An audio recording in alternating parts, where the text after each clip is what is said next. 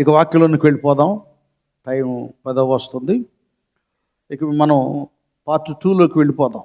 ఈవేళ మత్తయి సువార్త 2వ అధ్యాయము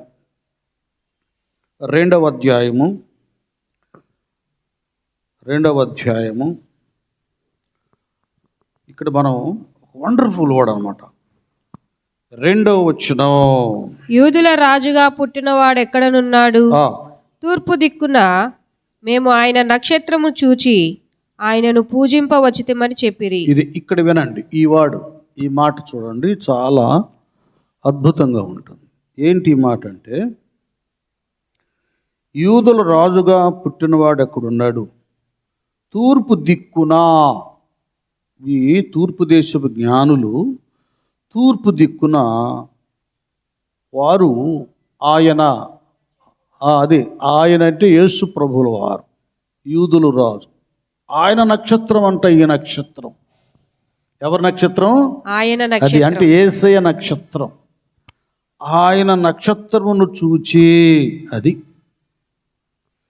ఆయన నక్షత్రాన్ని చూచి కాముగా ఉండల, ఆయనను పూజింపవచ్చితమని చెప్పిరి.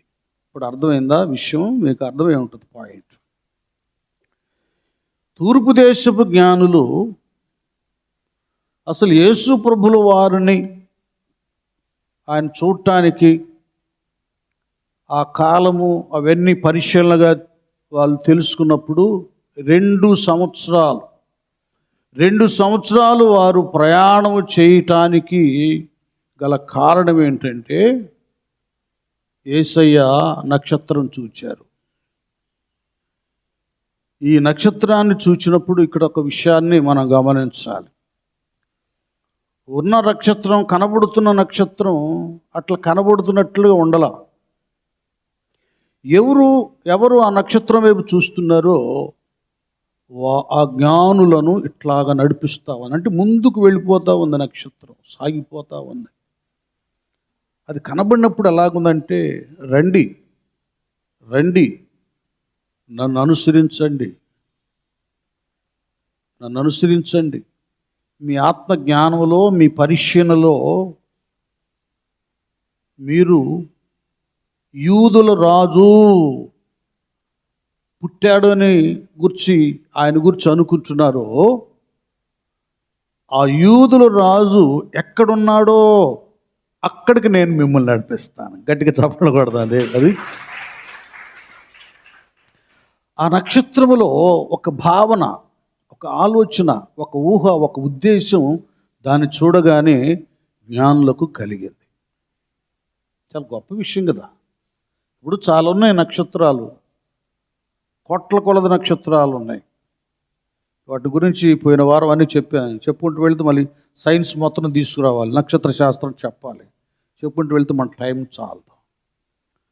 ఆ నక్షత్రాలు ఏటిలో కూడా ఈ ప్రత్యేకత కనపట్టలేదు. మన జ్యోతిష్యులు కూడా 27 నక్షత్రాలు ఉన్నాయి, రకాల నక్షత్రాలు ఉన్నాయి.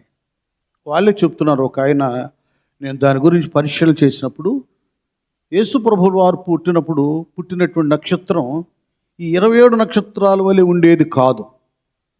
దాని రూపు రేఖలు, దాని విధానం ఒక ప్రత్యేకంగా ఉంది అని వాళ్ళే చెప్పేశారు. ఇది ప్రత్యేకమైనటువంటి నక్షత్రం అన్నమాట. దాని విధానం అంతా కూడా చాలా అద్భుతంగా ఉంది. దానిలో ఆకర్షణీయత కనబడుతుంది, అట్రాక్షన్. దానిలో ఒక ప్రత్యేకత కనపడతా ఉంది. అన్నిటి వలె లేదు.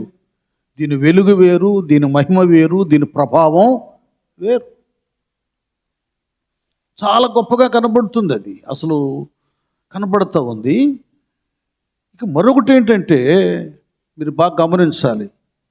ఈ నక్షత్రం చాలామంది ఆ రోజుల్లోనే నక్షత్రానికి సంబంధించిన శాస్త్రవేత్తలు ఉన్నారు, అంతరిక్ష పరిశోధకులు ఉన్నారు. వారందరికీ కనబడలేదు. అలాగే ఇక్కడ యెరూషలేములో శాస్త్రులు, పరిసయ్యులు, లేఖనాలు ఎరిగిన వారు, ప్రవచనాలు ఎరిగిన వారు చాలామంది ఉన్నారు. వాళ్ళకు కూడా ఎవరికి కనబడలేదు ఆ నక్షత్రం. మీరు ఆలోచించండి. అది ఎవ్వరికి కనబడలేదు. ఈ నక్షత్రం అది అందరికీ కనబడనిది. అది కొందరికి మాత్రమే, కొద్ది మందికి మాత్రమే ఆ నక్షత్రం కనబడింది. ఇక్కడ మీరు ఆలోచించాలి విషయాలు. మన ప్రభు చిత్తం అయితే ఆయన నక్షత్రాన్ని గురించి ఒక పాట రాశాను. అది ఆల్రెడీ రెడీ అయిపోయింది. 18న సెమీ క్రిస్మస్ రోజు దాన్ని విడుదల చేద్దాం. నాకు ఎందుకు నక్షత్రాన్ని గురించి రాయాలనే దేవుడు ఆలోచన ఇచ్చాడు. అది అలాంటి ఉన్నతమైనటువంటిది ఆ నక్షత్రం. ఇప్పుడు మనం పోయిన వారం కూడా చెప్పుకున్నాం. అసలు దీనికంటే దేవుడు ఆయన లూసిఫర్ని, ప్రధాన దూతను కూడా యెషయా ప్రవక్త ఏమని సంబోధించాడు? తేజో నక్షత్రమా, వేకువ చుక్క. చూసారా? ఆ లూసిఫర్ కూడా అది ఒక తేజో నక్షత్రము, వేకువ చుక్క. దీని పరిస్థితి ఏంటి? దీనివల్ల ఏం జరిగిందా అంటే, మనం ఒకసారి యెషయా గ్రంథం 14కి వెళ్తే, 14వ అధ్యాయానికి వెళ్తే 12లోనేమో తేజో నక్షత్రమా, వేకువ చుక్క చుక్క, నీవెట్లు ఆకాశము నుండి పడితివి. ఇది పడిపోయిన నక్షత్రం. ఇది పడిపోయిన నక్షత్రం. చదువు నాన్న అలాగే. జనములను పడగొట్టిన నీవు నేల మట్టము వరకు ఎట్లు నరకబడి. చూడండి, ఈ నక్షత్రం జనాల్ని ఏం చేసిందట? పడగొట్టడం. జనాలను నడిపించటం కాదు, నిలబెట్టడం కాదు. ఈ తేజో నక్షత్రం, ఈ వేకు చుక్క, ఈ లూసిఫర్ జనాల్ని పడేయటమే దీని పని. మీ అందరికి తెలుసు కదా. ఆరంభంలో పడేసింది ఎవరిని చెప్పండి ఒకసారి మీరే? అవ్వమ్మని పడేసింది. చక్కగా ఏదైనా మనలో మహిమ వస్త్రాలు ధరించుకొని ఆదమ్మ వాళ్ళిద్దరూ అసలు దేవదూతలాగా ప్రశాంతంగా బ్రతికేటటువంటి వీరిని దేవుని ఆజ్ఞను ఉల్లంఘించేటట్టుగా లాలన మాటలతో, తీయటి మాటలతో, పొగడతలతో కూడినటువంటి మాటలతో అవ్వమ్మను పడేసింది. అది మీరు తింటే మీ కళ్ళు తెరవబడతాయి, మీరు దేవతలాగా అయిపోతారని బాగా ఏ విధంగా చెబితే పండు తింటుందో ఆ విధంగా ఆ మాయ మాటలతో అమ్మమ్మ తల్లిని పండు తినేటట్టుగా చేసాడు వీడే. డ్యూటీ ఏంటంటే జనములను పడగొట్టడం. ఆ తర్వాత ఆదాము పడిపోయాడు. ఇద్దరు దివ్యకరమైన ఏదైనా వనం నుండి బయటికి త్రోసివేయబడ్డ. దీని డ్యూటీ ఇదన్నమాట. ఈ నక్షత్రం వేరు. తర్వాత ఏమంటాడు నాన్న? చదువు అలాగే. నేను ఆకాశమునకు ఎక్కిపోయేదను, దేవుని నక్షత్రములకు పైగా నా సింహాసనమును హెచ్చింతును. చూడండి, ఇది గర్వంతో కూడిందా? ఉత్తర దిక్కునున్న సభా పర్వతము మీద కూర్చుందును, మేఘ మండలము మీదికి ఎక్కుదును, మహోన్నతునితో నన్ను సమానునిగా చేసుకొందును అని చెప్పారు పోయిన వారము. దేవుడితో, మహోన్నతుడైన దేవునితో సమానునిగా చేసుకొందును అని నీవు మనసులో అనుకొంటివి కదా. నీవు పాతాళమునకు, నరకములో ఒక మూలకు త్రోయబడితివే. నిన్ను చూచువారు. ఈ పాయింట్ చూడండి. ఇక్కడేమో మన మత్తయి సువార్త 2వ అధ్యాయంలోనేమో ఆయన నక్షత్రమును చూచి ఆయన చూడ పూజింప వచ్చితిమి. దీన్ని చూసిన వారు ఏమవుతున్నారు? దీన్ని చూచిన వారు, నిన్ను చూచువారు నిన్ను నిదానించి చూచుచు ఇట్లు తలపోయుదురు. భూమిని కంపింపజేసి. చూసండి, ఇదేం చేసిందంటే భూమిని కంపింపజేసి రాజ్యములను వణికించిన వాడు ఇతడేనా? లోకమును అడవిగా చేసి దాని పట్టణం ఏం చేసింది? లోకాన్ని అడవిగా చేసి. పాయింట్ చదవండి. లోకాన్ని ఏం చేసింది? దివ్యమైన లోకాన్ని అడవిగా చేసి. అంటే ఒక మాట మీకు జ్ఞాపకం చేస్తున్నాను. ఆదికాండము 1వ అధ్యాయం 1వ వచనంలో ఆది యందు దేవుడు భూమి ఆకాశములను సృజించెను. అవేమని? భూమి నిరాకారముగాను శూన్యముగాను ఉండెను. ఆదిలో దేవుడు చేసినటువంటి భూమి ఆకాశములు నిరాకారముగా, శూన్యంగా మారిపోవటానికి, లోకాన్ని అడవిగా తయారవటానికి ఎవరయ్యా కారణం అంటే ఈ తేజో నక్షత్రం. ఇది మొత్తాన్ని భూమిని భూలోకంలో ఉన్నటువంటి మానవాళిని పతనం చేసింది, పడవేసింది. లోకం ఎట్లా చేసిందంట? అడవిగా చేసి దాని పట్టణములను పాడు చేసిన వాడు ఇతడేనా? చూసారా, దాని పట్టణాలన్నిటినీ పాడు చేసిన వాడు ఇతడేనా? తాను చెరపట్టిన వారిని తమ నివాస స్థలమునకు పోనీయని వాడు ఇతడేనా? చూసారా, ఇదొక నక్షత్రం. ఇది మానవాళిని సర్వనాశనం చేసింది. తాను చెడును కోతి వనవెల్లా చేసినట్లుగా కోట్ల కొలది దూతలు ఉన్నారు, ఫాలోవర్స్ అనమాట, అనుసరించేవారు ఆ తేజో నక్షత్రాన్ని. ఆ అనుసరించేటటువంటి వారిని తన వైపుకు మలుచుకొని దేవునికి ప్రతిగానాలు చేయకుండా తన తొత్తులుగా, తన దాసులుగా, బానిసలుగా చేసుకొని వశపరుచుకుంది ఈ తేజో నక్షత్రం. వీడు వశపరుచుకొని ఏం చేశాడు? ఇక దేవుడు వాళ్ళని కొంతమందినేమో పాతాళంలో దూసేసి, కొంతమందినేమో ఆకాశంలో అక్కడ వాటిని ఉంటుంది కదా ఎఫెసీయులకు రాసిన పత్రికలో, అలాగున భూలోకంలో కొన్ని దురాత్మలుగా అవి తిరుగుతూ మనుషుల్లో భేదాలు, తేడాలు, కలహాలు, కక్షలు, పోరాటాలు, హత్యలు, అనేక నేరాలు, ఘోరాలు చేపించడానికి ఈ దురాత్మ సమూహములే కారణమవుతున్నాయి. అవే కారణమవుతున్నాయి. ఈ రీతిగా లోకాన్ని సర్వనాశనం చేసిన నక్షత్రం తేజో నక్షత్రం. ఇక్కడ ఒక ప్రత్యేకమైన నక్షత్రం ఇది. వీళ్ళందరూ కూడా తూర్పు దేశపు జ్ఞానులు. నేను అనుకుంటున్నాను, ఒకటి యేసోబు చరిత్రను గురించి తెలుసుకుని ఉంటారు, 2 దానియేలు గ్రంథాన్ని గురించి తెలుసుకుని ఉంటారు కదా. అక్కడక్కడ ప్రవక్తల ప్రవచనాలు ఇవన్నీ కూడా ఒకవైపు అంతరిక్షంలో నక్షత్రాల గురించి పరిశోధనలు చేస్తున్నా, మరొక వైపు దేవుని యొక్క ఉన్నతమైన ప్రవక్తలు లేఖనాలను, ఆ గ్రంథాలను పరిశీలన చేస్తూ ఉండవచ్చు. ఎందుకంటే దీన్ని కూడా మీకు కొన్ని సంగతులు చెప్తాను, వినండి. క్రితంలో పెద్దోళ్ళకి తెలుసు, ఇప్పుడు వచ్చిన చిన్నపిల్లలు తెలియదు. ఆర్ఆర్కే మూర్తి గారని ఉన్నతమైన ఒక బ్రాహ్మణ కుటుంబంలో పుట్టినటువంటి ఆయన. ఆ రోజుల్లో మిషనరీలు బైబిల్ని తెలుగులో తర్జుమా చేయడానికి ఆయన్ని పెట్టుకున్నారు. నెలకో మరి వారానికో లేకపోతే రోజుకో జీతం ఇచ్చి ఆయన పెట్టేసుకున్నారు. ఆయన ఏం చేశాడంటే, ఈ మిషనరీలు, ఈ క్రైస్తవులు బలి దొరికారులే, ఏదో ఒక విధంగా వాళ్ళు బైబిల్ని ఉన్న తప్పులు పట్టుకొని వాళ్ళని విమర్శించవచ్చు కదా, వాళ్ళని గెంటి వేయవచ్చు, లేకపోతే దాని గురించి వ్యతిరేకంగా ఉండొచ్చు అని ఆయన అనుకున్నాడు. అనుకున్న తర్వాత ఇక తర్జుమా చేస్తున్నాడు మత్తయి సువార్త నుంచి. అది మనకు జనరల్గా మనం మాట్లాడుకున్నట్లు ఉంటాయి అన్నమాట, వాడుక భాషతో. తెలుగులో యోహాను సువార్తకు వచ్చేసరికి దేవుడు లోకముని ఎంతో, అది ఒక వాక్యం ఆయన పట్టేసింది ఇంకంతే.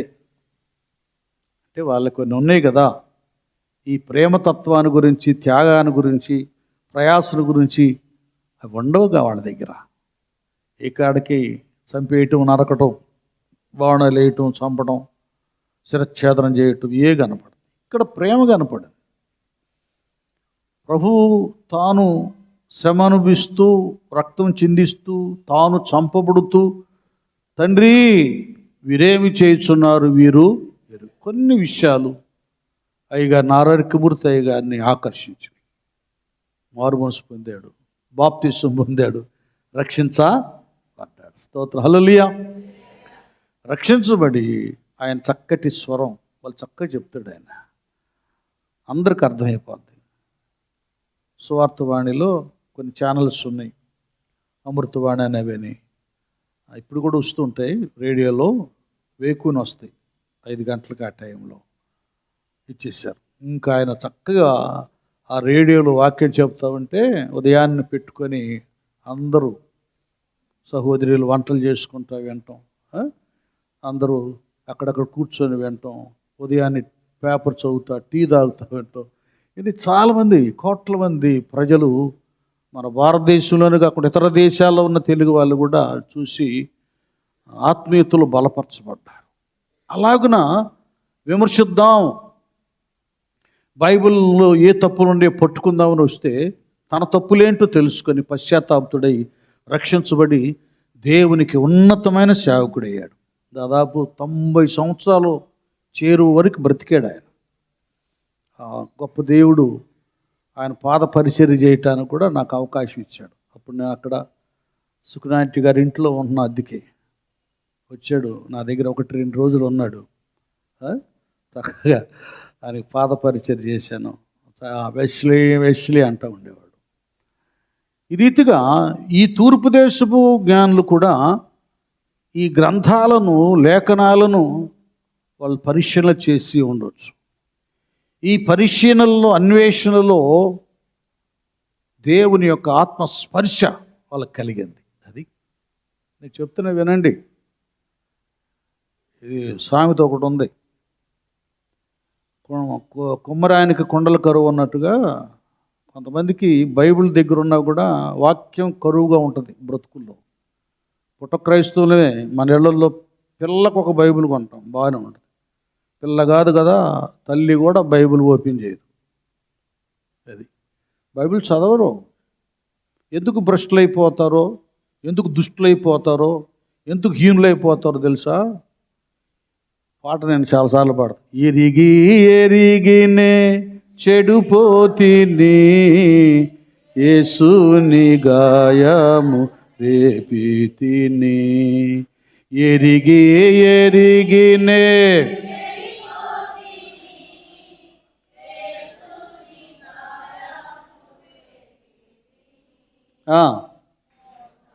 అది దృష్టి తొలగితే దాసుడ నిన్ను చేరను, మోసపోతినే దృష్టి తొలగితే.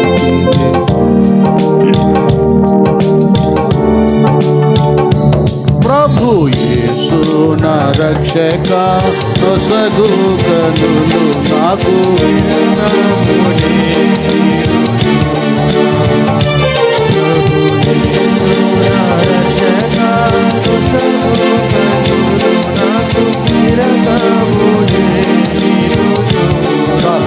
హల్లెలూయా.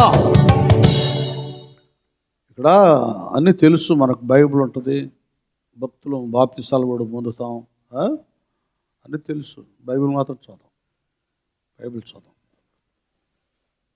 కనీసం ఒక అధ్యాయం కూడా చదవనటువంటి వాళ్ళు ఉన్నారు. మీ గుండె మీద చేసుకుని మీరు చెప్పండి, నేను మిమ్మల్ని విమర్శించట్లా, మీకు మీరే విమర్శించుకోండి. ఎప్పుడు మనం పాడైపోతామంటే, ఆత్మీయతలు వృద్ధి చెందమంటే, బైబిల్ చదవకపోతే, ప్రార్థన చేయకపోతే, ఇంకొక మాట చెప్పాలంటే భ్రష్టులం అయిపోతాం. ఇంకంతే. చేసే ప్రార్థన, వచ్చే ఆరాధన అంతా అదేదో వేషధారులుగా చేస్తాం. బైబిల్ చదవాలి. వీళ్ళెవరు? వీళ్ళు తూర్పు దేశపు జ్ఞానులు. వాళ్ళు దేవుళ్ళు ఉన్నారు, దేవతలు ఉన్నారు, ఎన్నో ఉన్నారు, కానీ దృష్టి ఎందుకు ఆ గ్రంథాల మీద పడింది. యూదా మత గ్రంథాల మీద పడి దాన్ని చదువుతున్నప్పుడు లోతుకు తీసుకెళ్ళిపోయాడు దేవుడు. అది పరిశుద్ధ గ్రంథం మహాగని, రత్నాలు ముత్యాలు ఇందులో ఉన్నాయి. చదువుతుకుంటే వెళ్ళండి, ఇంత మాట తీసుకోండి, అక్కడి నుంచి పరిశుద్ధాత్మ తవ్వుకుంటూ వెళ్ళిపోతాడు లోపలికి. ఏదో నక్షత్రాన్ని గురించి చెబుదాం అనుకుంటే నక్షత్ర సృష్టి చరిత్ర అంతా చెప్పమన్నాడు దేవుడు. ఆ నిఘంటువులు, ఈ నిఘంటువులు, యూట్యూబ్లో, వాటిలో వీటిలో అన్వేషించాను. ఈ లోతులు, ఈ జ్ఞానాన్ని దేవుడు మీకు ఇస్తాడు. అది నేను చెప్పేది. అజ్ఞానులు కాదు. చాలామంది వాక్యం చెప్తారు, యేసు దేవుడయ్యా, రక్షకుడయ్యా, నమ్ముకుండయ్యా. ఎందుకు నమ్ముకోవాలని చెప్పగలరా? ఎందుకు బాప్తిసం పొందాలి చెప్పుకోగలరా? అది కావాలి. ఎందుకు నమ్ముకోవాలి? అది చెప్పే జ్ఞానము సామర్థ్యం నీకుండాలి. అది ఏమంటాడు తిమోతిని గురించి? తిమోతి, నీవు బాల్యము నుండి శక్తి గల పరిశుద్ధ లేఖనములను బాల్యము నుండే నీవు, అది చూసారా, చిన్నతనం నుండి మన పిల్లలు ఉన్నారు, వీళ్ళంతా స్టాలియన్ వీళ్ళు ఉన్నారు. ఆ వయసు నుండే తిమోతి కట శక్తి గల పరిశుద్ధ లేఖనాలను తెలుసుకున్నాడు. చెప్పేది ఏంటంటే, వచ్చాం పోయాం, సండే క్లాస్ బిడ్డలు స్కిట్లు వేసాం, యవన బిడ్డలు నాటికలు వేసి, ఇది ఓకే కాదంటలేదు, అదేదో మీ ప్రోత్సాహం కొరకు. వాటికంటే ముందుగా వాక్య లేఖన విధాలను బాల్యం నుండే పిల్లలకు నేర్పించాలి. మీకు మంచి సండే క్లాస్ టీచర్ ఉన్నారు, ఆ బిడ్డ కూడా బాల్యం నుండి ఎరిగింది లేఖనాలు. మీ పిల్లల్ని పంపించండి, యవన బిడ్డలను పంపించండి, వాళ్ళు నేర్చుకుంటారు వాక్య. రాబోయే రోజుల్లో నిలబడి మాట్లాడతారు వాక్యం. అది ఇప్పుడు ఈ శాలేం MA PhD చదివాడు అంది, కొద్ది మాటలలో ఎంత వివరణ దేవుడు తీసుకొచ్చాడు. కాబట్టి గ్రంథాన్ని చదవాలి, మనం బైబిల్ చదవాలి. అప్పుడే దేవుడు నీ ధర్మశాస్త్రమందు ఆశ్చర్యమైన సంగతులను చూచినట్లుగా కళ్ళు తెరుస్తాడు. అందులో కనపడతాయి. వాక్యం చెబుతూ ఉన్నప్పుడు ఎట్లా ఉంటుందంటే, ఆత్మబోధకుడు దృశ్యం సన్నివేశం కళ్ళ ముందు కనపడింది. అది ఆత్మబోధ. అదేది చెబుతూ ఉంటే వింటా ఉన్నట్టుగా ఉండదు. కాబట్టి తూర్పు దేశపు జ్ఞానులు ఆ లేఖనాలను పరిశీలన చేసినప్పుడు, జోసెఫ్ అనేటటువంటి ఆయన ఐగుప్తులు బానిసగా వెళ్తే దేవుడు అతనికి తోడుగా ఉన్నాడు కాబట్టి అతడు కళ్ళ కంఠం, కళల అర్థాలు చెప్పడం, ఆ జ్ఞానాన్ని ఇచ్చాడు. ఆ ఐగుప్తుకే రెండవ రాజు అయ్యాడు. డానియేల్, షడ్రకు, మెషకు, అబేద్నెగో అనేవాళ్ళు సికటుగాండ్లు, జ్యోతిష్కులు, మాంత్రికులు, తాంత్రికులు, ఆ లిస్టులో వీళ్ళు కూడా, వీళ్ళ యొక్క ధర్మశాస్త్రాన్ని జ్ఞానాన్ని ఎరిగినటువంటి వీళ్ళు కూడా జ్ఞానులు. వీళ్ళ పరిశోధనలో డానియేల్ రాజుగారు కనినటువంటి కళను చెప్పాడు, దాని అర్థం చెప్పాడు. ఆ ప్రతిమను గురించినటువంటి అసలు ఏంటి, బంగారు శిరస్సు అంటే ఏ రాజ్యం, ఈ రాజ్యం, ఇవన్నీ కూడా తేటగా డానియేల్ గారు చెప్పడం జరిగిందండి. ఇవన్నీ పరిశీలన చేసి యెహోవా దేవుని భక్తులు, ప్రవక్తలు యుగాంతాన్ని గురించి, కాలజ్ఞానాన్ని గురించి, రక్షణ గురించి, స్వర్గాన్ని గురించి ఎరిగినటువంటి మహాజ్ఞానులు, స్తోత్రం హల్లెలూయా, మహాజ్ఞానులు వీళ్ళని ఆ ధ్యానంలోకి వెళ్ళి దేవునిలో ఉన్నటువంటి శక్తి సామర్థ్యాలను గురించి తెలుసుకొని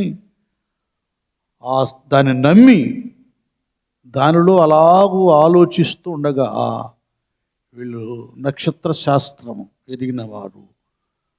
అవి పరిశీలన చేస్తుంటే కోట్ల కొలది, ఒకటి కాదు, రెండు కాదండి, లక్షలు కాదు, కోట్ల నక్షత్రాలు ఉంటాయి ఆకాశంలో.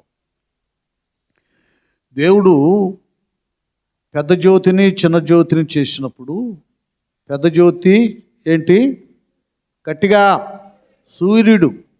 ఈ సూర్యుడు పగలను ఏలుతాడు. ఈయన లేకపోతే మన పని పాటలు మనం చేసుకోలేం. రెండవది, పంటలు పండవు, శరీరానికి ఆరోగ్యం రాదు. అందులో నుండి ఈ విటమిన్ ఏదో ఉంది, అది మనకు రాదు.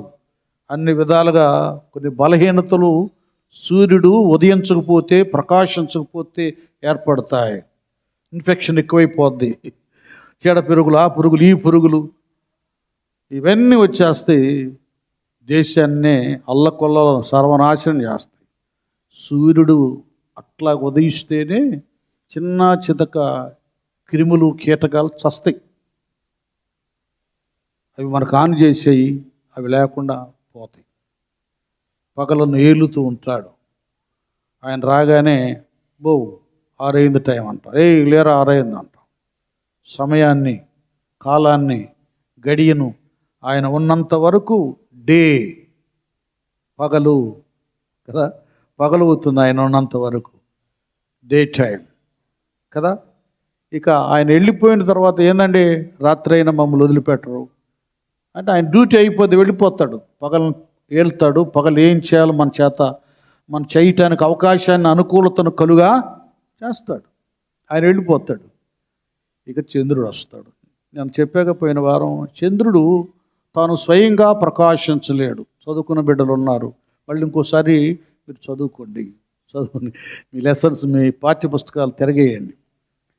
స్వయంగా చంద్రుడు ప్రకాశించలేడు. నేను చిన్నప్పుడు 8th, 9th సూర్యుడి నుండి వచ్చే ఆ వెలుగు కాంతి చంద్రుడి మీద పడి కదా. ఇప్పుడు సూర్యుడు మన దగ్గర ఉన్నాడు, అమెరికా ఇతర దేశాల్లో అక్కడ సూర్యుడు ఉండడు. ఏం చేస్తాడు, సగం అటు తన వెలుగునిస్తాడు, అది చంద్రుడి మీద పడుతుంది. సూర్యుడి మీద, చంద్రుడి మీద సూర్యుని వెలుగు పడినప్పుడు ఆ వెలుగుతోనే వెన్నెలను కలుగా చేయబడుతుంది. వెన్నెల వస్తుంది రాత్రి వేళ. రాత్రిని, ఈ రాత్రిలో కూడా చల్లటి వెన్నెలిచ్చి ఆ వెన్నెల ద్వారా మనం కొద్ది గొప్ప చూడటానికి అవకాశం కల్పించబడుతుంది. ఈ చంద్రుడికి సపోర్టు నక్షత్రాలు. ఈ నక్షత్రాలను చూసినట్లయితే అవి అన్నీ చెప్పుకున్నాం, స్వయంగా ప్రకాశిస్తాయి, సూర్యుడు అవసరం లేదు. కాబట్టి అలాగుండాలి నువ్వు నేను. ఎంగిలి బోధలకి, వ్యర్థమైన బోధలకి, కట్టుకథలు, పెట్ట కథలు ఎవరు వాటికి లోబడతారంటే, దేవుని వాక్యము ఎవరు హృదయంలో ఉండదో, వాక్య నియమాలలో ఎవరు బ్రతకరో అలాంటి వాళ్ళు కట్టుకథలు, పిట్ట కథలు, జనం, ధనం ఎక్కడుందో అక్కడ పరిగెడతారు. వాక్యములో బాల్యం నుండి స్మరించినటువంటి తిమోతి వలె ఉంటే మనం నిజవాక్యమేదో, కల్పిత వాక్యమేదో, హితబోధమేదో, కట్టుకథలేవో మనకు అర్థమైపోతాయి. ఆధ్యాత్మిక జీవితంలో నా అక్కడికి వెళ్తావా, మాసుదోనే వాళ్ళు, ఇది వీళ్ళు ఎక్కడో బెరయా దగ్గరికి వెళ్తావా, వాళ్ళు చూడండి. నేను ఏం చెప్తున్నానంటే, ఈ నక్షత్రం జ్ఞానులు చూసినటువంటి నక్షత్రం లాగా ఆధ్యాత్మిక విధానంలో మనం ఉండాలి. అది ఎప్పుడు మనం ఉంటాం, ఎప్పుడు అనేకులకు మనం వెలుగుమయంగా, అనేకులకు మనం క్రీస్తును మనం చూపించగలమో. ఇక్కడ ఒక మాట అంటాడు, వెంటనే అపోస్తుల కార్యం 17లోనేనా నాన్న, 17వ అధ్యాయము 10వ వచనం. అది వెంటనే సహోదరులు రాత్రివేళ పౌలును శీలను బెరయకు పంపించిరి. వారు వచ్చి యూదుల సమాజ మందిరములో ప్రవేశించి వీరు తెసలోనికలో ఉన్న వారి కంటే, తెసలోనికలో ఉన్నటువంటి వారి కంటే గనులై ఉండిరి. ఎలా ఉండిరి? గనులై ఉండిరి. అది సరిగా రావట్ల. గనులై ఉండిరి. కనుక ఆ శక్తితో వినండి, దేవుని వాక్య విధానంలో నేను చెప్తున్నా, డబ్బుల్లో కాదు, లేకపోతే హోదాలో కాదు, పదవుల్లో కాదు, ఉద్యోగాల్లో కాదు, మీరు సంపాదించుకుంటున్న గనులు కాదు. నువ్వు కోట్లు సంపాదించిన ₹1 కూడా నేను తీసుకెళ్ళావు, ఏమండి, ఏం రావు. మళ్ళీ దాని ద్వారా మనకు పరలోకం దొరకదు. ఇప్పుడు మనం బుద్ధి లేని పని ఏం చేస్తున్నామంటే, రక్షించబడి వాక్యం తెలిసి కూడా మన సంపాదనకి, డబ్బులకి, లోకానికి, పంక్షులకి ఇచ్చిన ప్రాధాన్యత దేవుని వాక్యానికి, దేవుని సన్నిధికి ఇవ్వడం వల్ల. ఈ బెరియాలో ఉన్న వాళ్ళు అలాంటి వాళ్ళు కాదు. వాళ్ళు ఎలాంటి వాళ్ళు? గనులు. ఏమై ఉన్నారు? గనులై ఉండిరి. చూడు, వాక్యములో, దైవత్వంలో, నీతి నియమాలలో, ఆత్మీయతలు గనులు వాళ్ళు కావాలి. సంఘాల్లో ఆత్మ సంబంధమైన వాటిలో గనులు కావాలి. అప్పుడే సంఘము వధువు సంఘంగా తీర్చబడదు. ఇప్పుడు ఎన్ని లారీలు గడ్డి ఉంటే ఏం లాభం అంటే, ఎన్ని వందల గడ్డి వాములు, గడ్డి మూటలుంటే, కట్టలుంటే ఏం లాభం? ఇంత చిన్న వజ్రం చాలు, ₹1,00,00,000 విలువ. ఇది ఊరకన తగలబడిపోద్ది గడ్డి. ఇది అంతకంతకు దీని విలువ పెరిగింది. విశ్వాస జీవితంలో కూడా గడ్డిలాగా బ్రతకూడదు. దుష్టులు అలాగుండక గాలి చెదరగొట్టు పొట్టులాగా, గడ్డిలాగా ఆత్మీయతలో బ్రతకూడదు. వజ్రంలాగా ఉండాలి. కదా. గుణవతి అయిన భార్య దొరుకుట అరుదు, అటిది అదే ముత్యముల కంటే. అట్లాగుండాలి వధువు సంఘం. ముత్యముల కంటే అమూల్యమైన భక్తి బ్రతుకు, వాక్య బ్రతుకు కావాలి భక్తులకి. ఈ బెరయాలో ఉన్నవారు గనులట. కనుక ఆసక్తితో వాక్యమును అంగీకరించి పౌలును శీలయును చెప్పిన సంగతులు అలాగున్నవో లేవో అని ప్రతి దినమును లేఖనములు పరిశోధించుచు వచ్చిరి. అది అర్థమైందా? ఈ అన్వేషణ కావాలి విశ్వాసులకి, జ్ఞానులకి. వాళ్ళు తూర్పు దిక్కున యేసయ్య నక్షత్రాన్ని వాళ్ళు చూడటానికి ఎలాంటి అన్వేషణ, ఈ యూదా లేఖనాలు, ఈ ప్రవక్తల ప్రవచనాలు కరెక్టా, వాళ్ళ చరిత్ర కరెక్టా, యేసుబని ఆయన ఐగుప్తుకు వచ్చాడా, డానియేల్ అనే ఆయన బబులోనులో ఉన్నాడా, వాళ్ళు ఏం చేశారు ఏంటన్నీ పరిశీలన చేసుకున్నారు. ఇది కావాలి.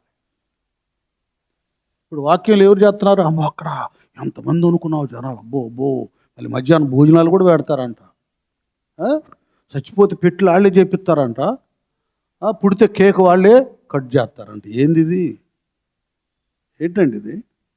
బైబిల్ ఏమన్నా? మీరు పుట్టినప్పుడు కేకులు ఇవ్వండి సహోదరులారా విశ్వాసులుగానే ఉందా? చచ్చినప్పుడు మీరే పెట్లు తయారు చేయండి. అంత వాక్య లేఖన వ్యతిరేకమైనటువంటి దానికి ఇష్టపడుతున్నారు ఈ విశ్వాసులు కూడా. ఏందనుకున్నామ్మా ఎంత జనం, ఓసారి వెళ్దాం అంటది. ఈమె గడ్డి అయ్యి ఉండి ఆమెను గడ్డిని చేస్తుంది. బుద్ధి లేని వాళ్ళు అన్నమాట వీళ్ళు.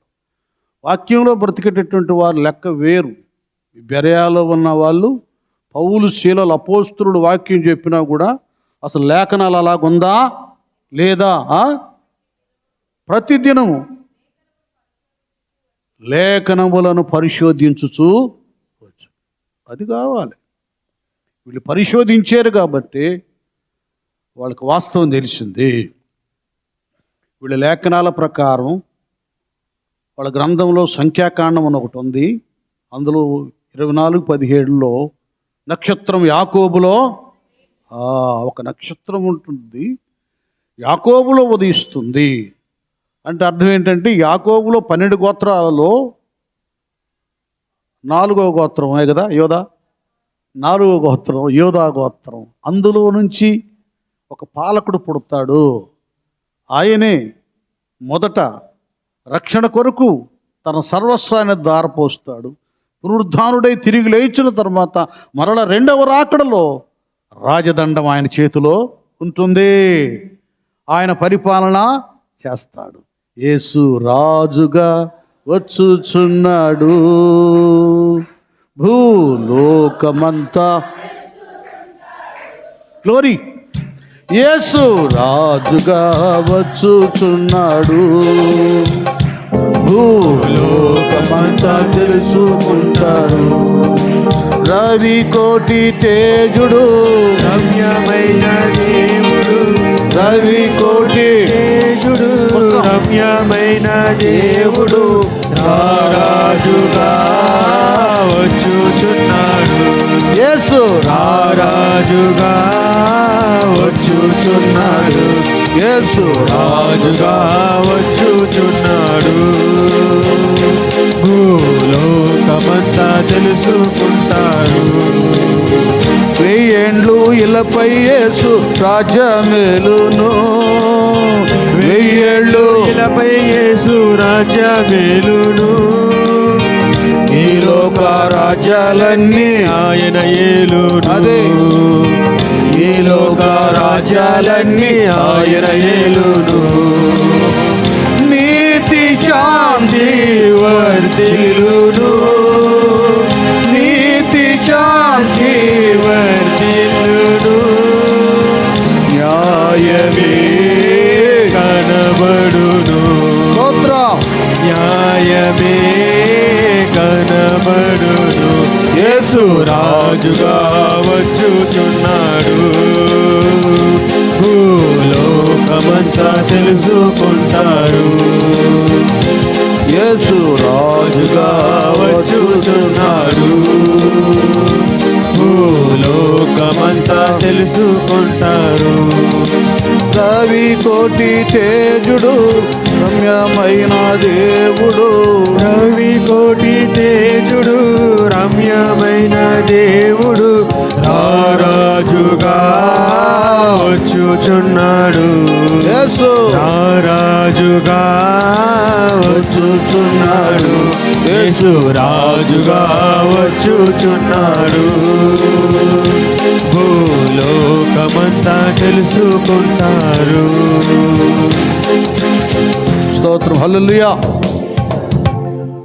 ఇవన్నీ కూడా నేను కానీ మీరు కానీ చదువుకుంటున్న బిడ్డలు వాళ్ళు టీచర్స్ లెసన్స్ చెప్పేటప్పుడు చక్కగా శ్రద్ధగా ఆలకిస్తే, టెక్స్ట్ బుక్లో లెక్చర్స్ కానీ టీచర్స్ కానీ చెప్తా ఉన్నప్పుడు దాన్ని ఒక కథలాగా ఆలకించాలి మనం స్టూడెంట్స్. అప్పుడు ఏం చేస్తారంటే అవన్నీ మైండ్లోకి ఫీడ్ అయిపోతాయి. ఎగ్జామ్స్ అప్పుడు అంత కష్టపడి ఈ ప్రశ్న అలా చేశాను, ఇది చేశాను, అది చేశాను ఊరక లడలాడ చదివి కంటత పెట్టడం కాదు. నువ్వు విన్నావే సరిగా నీ వింటే ఏ ప్రశ్న ఇచ్చినా దానికి సమాధానము రాయగలవు. వినలేదనుకో బట్టి పెట్టాలి. ఆ బట్టిలో ఒక ప్రశ్నకి రాసే జవాబు ఇంకొక ప్రశ్నకి రాస్తావు. అప్పుడు ఇన్ని చస్తేనే సరిగా వాక్యం కూడా అంతే. నువ్వు సరిగా వింటే నిత్య జీవ మార్గానికి చక్కగా వెళ్ళిపోతావు. వెనకపోతే పిచ్చి మాటలన్నీ ఇక్కడ ఎక్కుతాయి. ఇంకా భక్తి ఉండదు, ఏమన్నా భక్తిలో భ్రష్టులు అయిపోతారు. కాబట్టి చాలా పవిత్రమైనది. ఎందుకు పెట్టాడు? పిచ్చి బట్టి పెట్టారా? పరిశుద్ధ గ్రంథం అని. పరిశుద్ధమైనది ఇది. ఈ పరిశుద్ధమైన గ్రంథాన్ని భద్రంగా కాపాడుకోవాలి, జాగ్రత్తగా చూసుకోవాలి, పవిత్ర హృదయంతో పెదవులతో చదవాలి. రోడ్లమ్మడి తిరిగి వచ్చి ఒక స్నానం లేకుండా ఏమి లేకుండా ముందు దాకా వాడిని తిట్టి ఏణి తిట్టి ఇప్పుడు వచ్చి బైబిల్ తిట్టట ఎవరుకున్నా ఇది చందమా బాలమిత్ర పుస్తకం ఏంటిది? పరిశుద్ధ గ్రంథం. ఒక తూర్పు దేశపు జ్ఞానులే సత్హృదయంతో అన్వేషించారు గ్రంథాన్ని. సంఖ్యలో ఉన్న సర్వలోక పాలకుడు ప్రభువారు యాకోబులో నక్షత్రం అది. ఆ నక్షత్రాన్ని వీక్షించడానికి ఈ నక్షత్రం పుట్టుకొచ్చింది. స్తోత్రం, హల్లెలూయా కదా. రాజదండాన్ని చేపట్టి ప్రపంచాన్ని 1000 సంవత్సరాలు నీతి న్యాయ పాలన జరిగించే ఆ నక్షత్రాన్ని చూపించటానికి ఆకాశమున ఈ నక్షత్రము ఉదయించింది. అది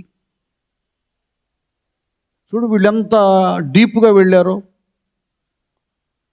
లేఖనాల్లో కానీ ఆ సందేశాల్లో కానీ ఆ ప్రవచనాల్లో కానీ అలా వెళ్ళిపోయారు, అలా వెళ్ళారు. కాబట్టి ఆ అన్వేషణలో ఆలోచనలో అంతరిక్షాన్ని పరిశీలన చేస్తుండగా ఏ నక్షత్రం యాకోబులో ఉదయిస్తుందో ఆ నక్షత్రాన్ని చూయించటానికి ఎదుగో ఈ నక్షత్రం వెలిసింది. చూడండి, రాజుగా యోధుల రాజుగా పుట్టినవాడు ఎక్కడ ఉన్నాడో ఇక్కడ క్లారిటీ మనకు ఉంటుంది. తూర్పు దిక్కున మేము ఆయన నక్షత్రమును, అది తూర్పు దిక్కున ఈ యూదుల రాజుగా పుట్టినటువంటి ఆయన్ని చూపించటానికి ఆ సైనికుడు ఈ సైనికుడు, వీళ్ళు కాదు వాళ్ళు కాదు, ఆ దూత కాదు ఈ దూత కాదు, అసలైన దూత నక్షత్రం. అర్థమవుతుందా? ఆయన నక్షత్రం చూడగానే క్లియర్ అయిపోయింది మైండ్. ఆహా అన్నట్టు చూస్తుండగానే వెల్కమ్ అన్నట్టు ఉందన్నమాట. రండి అన్నట్టు. మీరు వినండి, అర్థం చేసుకోండి. నీవు నేను కూడా ఆ నక్షత్రాలమే స్పిరిచువల్గా, ఆత్మీయంగా నీ భక్తి, నీ ప్రార్థన, నీ పరిశుద్ధత, నీ విధేయత, నీ సత్ప్రవర్తన చూచి తూర్పు దేశపు గానులు ఆయన నక్షత్రమును చూచి ఎలాగ ఫాలో అయ్యారో అది చూచి ఈ సహోదరే ఇలాగుందంటే, ఈ బ్రదరే ఇలాగున్నాడంటే నిష్ఠా నియమాలతో వాళ్ళ దేవుడు ఎంత పరిశుద్ధుడో, వాళ్ళ దేవుడు ఎంత గొప్ప దేవుడు, మహిమగల దేవుడు. పద వెళదాం పద అని పక్క ఫ్రెండ్ను లేకపోతే సహోదరి ప్రక్కన మరొక సహోదరును వెళ్దాం పదమ్మా ఒకసారి అని చూద్దాంపా. అమ్మా నమస్తే ఆగండి మేము కూడా రావాలని ఉంది మందిరానికి అంటారు. ఇది వాస్తవం. మనం ఎట్లా ఉండాలంటే మనం వెళ్ళే సన్నిధికి జనులను పిలుస్తున్నట్లుగా ఉండాలి మన ప్రవర్తన. అది మనల్ని ముందు దేవుడు చూస్తాడు, తర్వాత లోకం చూస్తూ ఉంటుంది. అసలు ప్రవర్తన ఏంటి, ఇటు దేవుడు అంట, ఇటు భక్తి అంట, ప్రార్థన అంట, ఏందో చేస్తున్నారంట అని ఏదైనా మన నోటి మాటలు అయినా మన చూపులో మన ప్రవర్తనలో తేడా పడిందో నువ్వు వెళ్ళే మందిరానికి ఎవరు కూడా రారు. అది వీరు ఆయన నక్షత్రం చూచారు, ఇంకంతే. అది ఆ నక్షత్రం అట్రాక్షన్, ఆకర్షిస్తుంది, పిలుస్తుంది రమ్మని. చూపిస్తాను రండి. మీ ఆలోచనలో, మీ ఊహల్లో, మీ ఉద్దేశాల్లో, మీ ఆశలో ఉన్నటువంటి ఆయన్ని నేను చూపిస్తాను అన్నట్టుంది. అది ఈ దమ్ము ధైర్యం మనకు ఉండాలి. రండి, మేము వెళ్ళి ప్రార్థనకి రండి, మా ప్రభువుని నమ్ముకోండి. తప్పక దేవుడు సమస్యలకు పరిష్కారాన్ని కలుగా చేస్తాడు.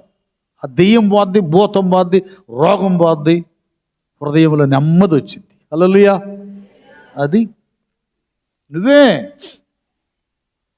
జనాల్ని ఆకర్షించాలి దేవుని వైపు త్రిప్పటానికి. ఆయన నక్షత్రాన్ని చూచి, నిన్ను చూస్తున్నప్పుడు ఏమి జరుగుతుంది? ఎవరిలోనైనా ఆధ్యాత్మిక పరమైన కదలిక వచ్చిందా? ఎవరైనా నీతో దేవుని గురించి మాట్లాడారా?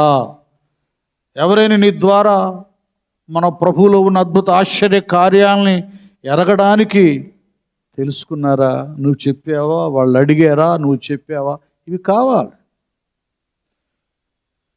మన భారాన్ని తొలగించుకున్న మనము అనేక మంది భారాలను తొలగించు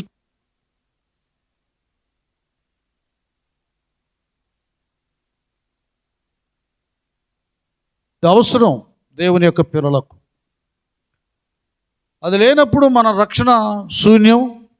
ఏమండి, మన అనుభవం అంతా కూడా వ్యర్థం. ఇది వెంటనే ఆయన నక్షత్రం అది చూచారు. చూసేసి ఇక అది కదులుతా ఉంది. చూడండి, వాళ్ళు దాన్ని చూసినప్పుడే అందులో కదలిక వచ్చేసింది. చూసేసారు, ఓకే, మాట్లాడుకున్నారు. అంటే ఒక భక్తుడు చెప్తాడులేండి, అంటే నాకు అంత తెలియదు కానీ ఆయన అది ఒక ఇతిహాసమో వాస్తవమో నాకు తెలియదు కానీ మొత్తం 4 జ్ఞానులు ఫాలో అయ్యారంటండి ఆ నక్షత్రం చూసి ప్రభువారిని దర్శించడానికి. ఆ సమయంలో ఒక జ్ఞాని అయితే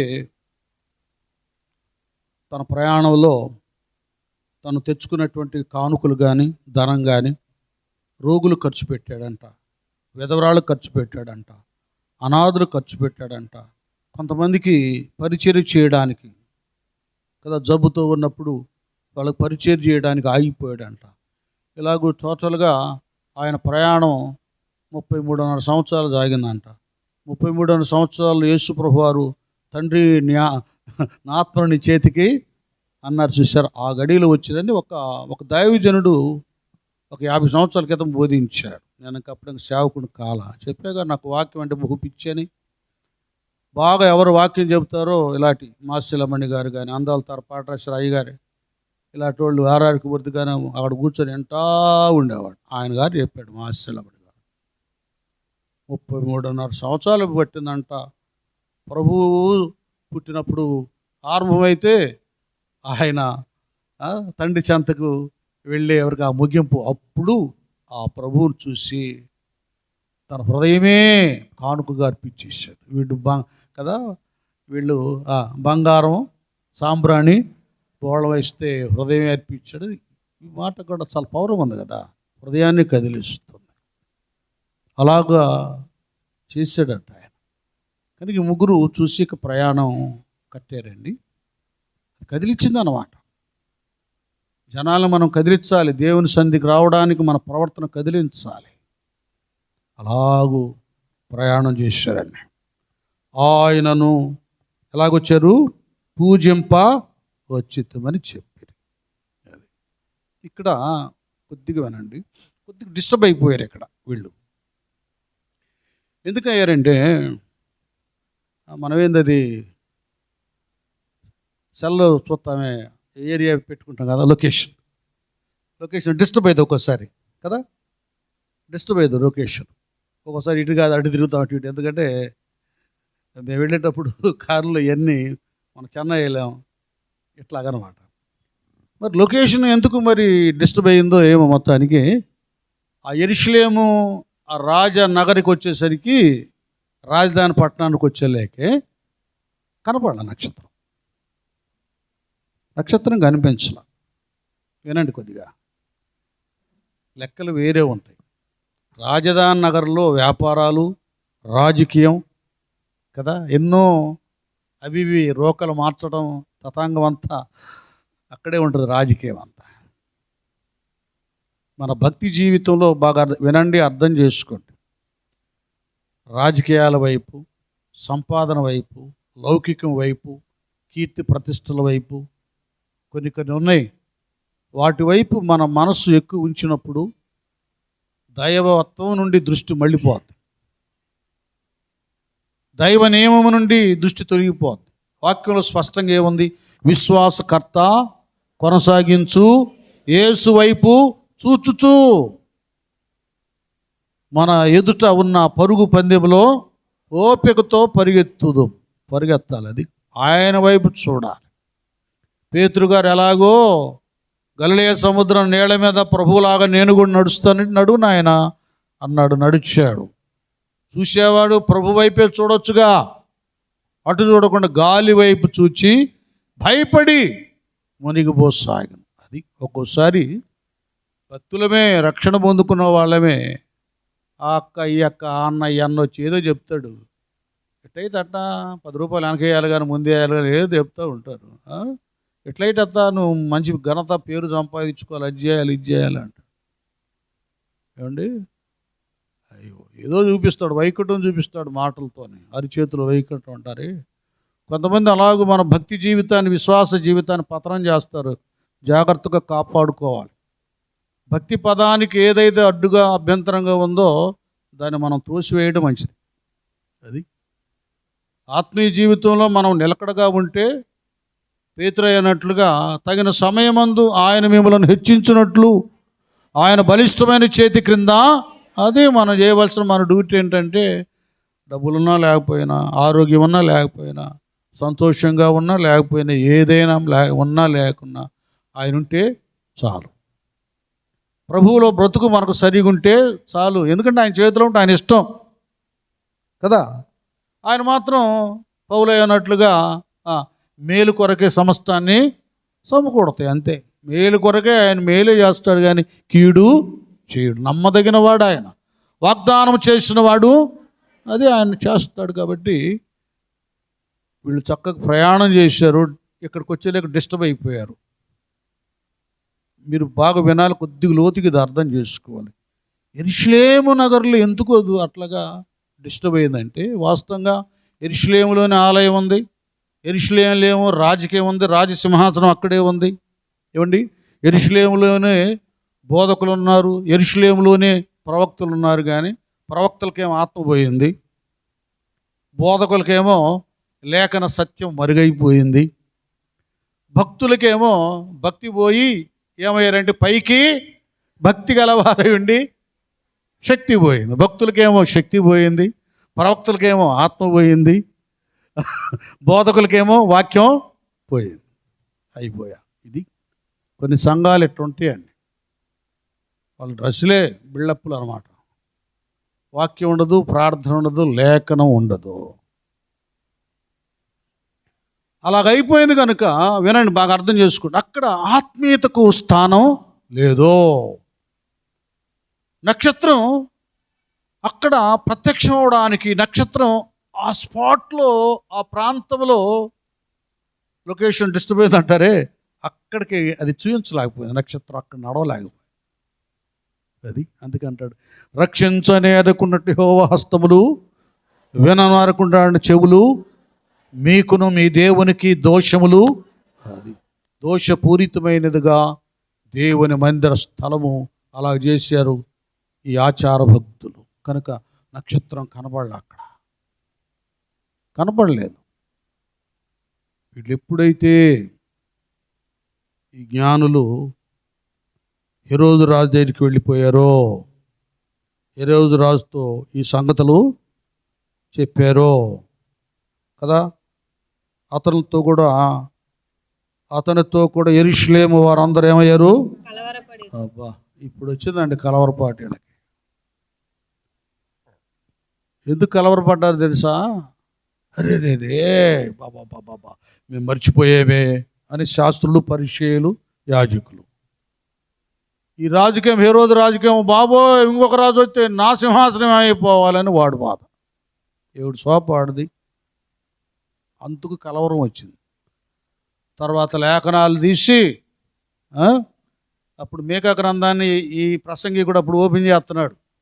కొంతమంది క్రిస్మస్కే బైబిల్ తీసుకెళ్తారు భక్తులు, అట్టుందన్నమాట. కొంతమంది ఆదివారం భక్తులు ఉండారులేండి, ఆదివారం ఆ మూల పెట్టిన బైబిల్ కొట్టు కట్టాడు తిరిగి తీసుకెళ్తారు. ప్రార్థనకి వెళ్ళేటప్పుడు బైబిల్ లేకపోతే బాగాదులని. ఇప్పుడు ఏమందంటే ఇందులో ఉంది ఒక బైబిల్, అది కూడా తీసుకెళ్తా. ఏం తీసుకెళ్ళడం, ఎందుకో బైబిల్ అన్నీ ఉండేయండి ఇందులో ఉంటే ఉందలే, మంచిదే లేదని చెప్పడం, నేను కూడా చదువుకుంటా, కానీ చేతిలో ఇది మాత్రం ఉండాలి, దీన్ని మొయ్యాలి మనం. పరిశుద్ధ గ్రంథాన్ని మనం మోస్తే ఇది రేపు మనల్ని మోసుకొని పరలోకానికి తీసుకెళ్ళింది. సిగ్గుపడకాకండి. కొంతమంది స్టైల్ భక్తి అన్నమాట. ఒకసారి అప్పుడు మా చిన్నక్కళ్ళు ఉన్నప్పుడు వాడు వస్తూ ఉండేవాడు. గుంట గ్రౌండ్లో సభలైతే వాడు కనపడ్డాడు. మంచి వైట్ డ్రెస్ వేసుకున్నాడు, మామూలు కాదు, కాల్చీ పైజా వేసుకొని వస్తున్నాడు. చూశాను ఒక పిల్లవాడి చేత, 12-13 సంవత్సరాల పిల్లవాడి చేత వాడు బైబిల్ మోపిస్తున్నాడు. వీడేమో స్టైల్గా వస్తున్నాడు, బైబిల్ ఏమో వాడు మాత్రం అన్నాడు. నన్ను వందనాడు కూడా సరిగ్గా చెప్పడం కదా ఒకలాగా. పాప వీటికి ఏదో పుట్టుకొచ్చినట్టుందిలే. అప్పుడే భయం వేసింది నాకు కొంతమంది భయపడతా, గర్విష్ఠులు, అహంకారులు, ఎలాగ పడితే విచ్చలవిడిగా ప్రవర్తించే వారిని గురించి నాకు భయం వేస్తుంది. అంటే వాళ్ళు నన్ను ఏమేం చేస్తారని భయం కాదు, వాళ్ళకి ఏ గతి పట్టిద్దు అన్న భయం. కొన్ని దేవుడు మనకు వెంటనే బయలుపరుస్తాడు వాడికి ఏ గతి పట్టిద్దో.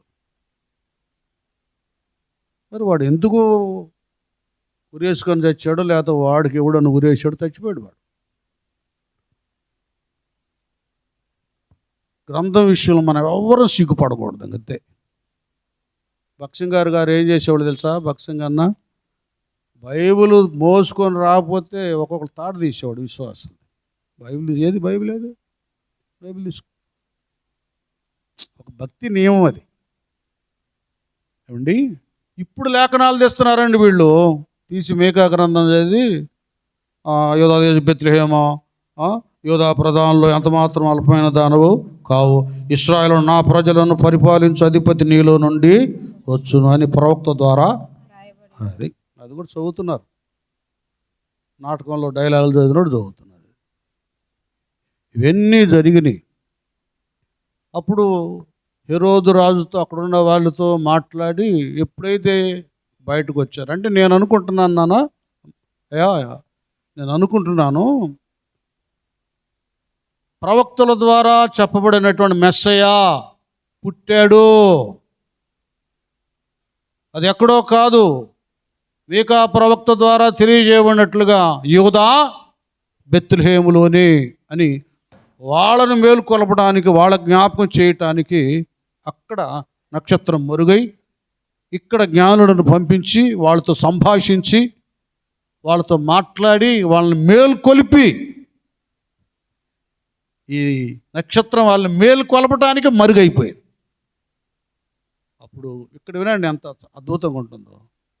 అప్పుడు వాళ్ళతో మాట్లాడిన తర్వాత, నానా తీసే పేజీ దిప్పు, వారు రాజు మాట విని, అది చూడండి, ఇక్కడ రాజుతో మాట్లాడి వాళ్ళకు కూడా తెలియజేసి బయలుదేరి మెస్సయా పుట్టాడు, రక్షకుడు పుట్టాడు, ఇమానుయేలు పుట్టాడు, యేసు పుట్టాడు అని వాళ్ళందరికీ మేలుకొలుపును కలుగు చేసిన తర్వాత రాజు రాజు మాటలు విని బయలుదేరి పోవుచుండగా, అదే వేలో యెరూషలేములో బయలుదేరి పోవుచుండగా ఇదిగో తూర్పు దేశమున వారు చూచిన నక్షత్రము.